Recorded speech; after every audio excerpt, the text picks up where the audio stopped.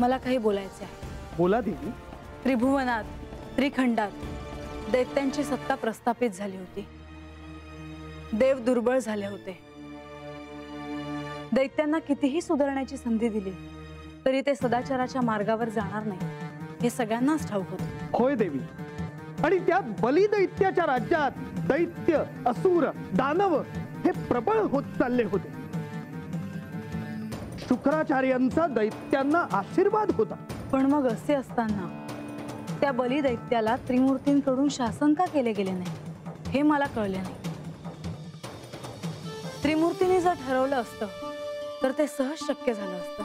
म्हाळसा, त्यालाही एक कारण आहे। कोणते कारण? दुर्वास ऋषींच्या शापामुळे इंद्रदेव आणि समस्त देवगण हे शक्तिहीन झाले होते।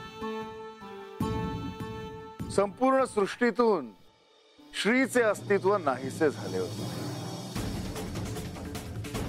श्री महालक्ष्मी गुप्त झाल्या होत्या आणि म्हणून त्यांना परत आणणं अत्यंत महत्वाचे होते।